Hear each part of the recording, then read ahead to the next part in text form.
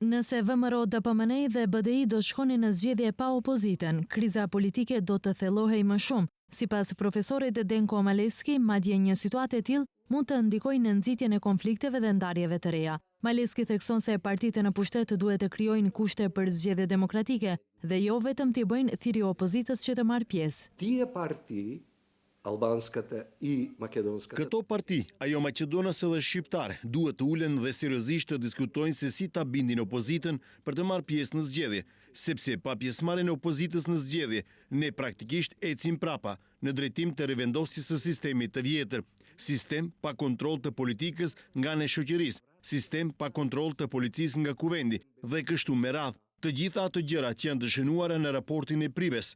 Ata duhet të jenë të vetëdijshëm për imazhin e madh. Vetëm me pjesëmarrjen e të gjithëve, edhe të opozitës, mund të ecim në drejtim të ndryshimit të sistemit politik të Maqedonisë, që ka elemente shumë të forta autokratike ndaj një demokracie pluraliste. Të gjithë skenarët janë tashmë të hapur me një rezultat të pasigurt, pasi njëra palë qëndron fort në qëndrimin për zgjedhje më 5 qershor e tjetra për bojkot. Koji treba da kaže? Kush duhet të thënë se zgjedhjet ishin demokratike dhe të lira? Kush duhet të thotë këtë? Ju thash opozita, jo për diçka tjetër, por për shkak se regjistrimet zbuluan se ajo ka qenë e penguar, ka pasur keqpërdorim të procesit zgjedhor dhe në fund ata duhet të tregojnë nëse vlerësojnë se ajo është e përgatitur.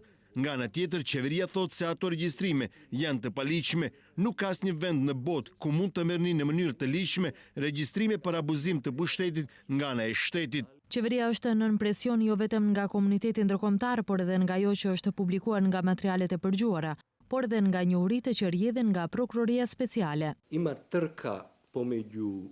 Dhe tani ka një situatë shumë të komplikuar, ku ka një garë në mes të dëshirës që shpejt të rikomponohet pushteti politik përmes zgjedhjeve dhe ata që përpiqen nga pozicioni i ri që do ta fitojnë ta pengojnë drejtësinë. Dhe nga ana tjetër, keni procesin e ngadalshëm të drejtësisë, i cili vetëm paralajmëron se çfarë ka ndodhur në shtet, por që është i bllokuar nga sistemi gjyqësor.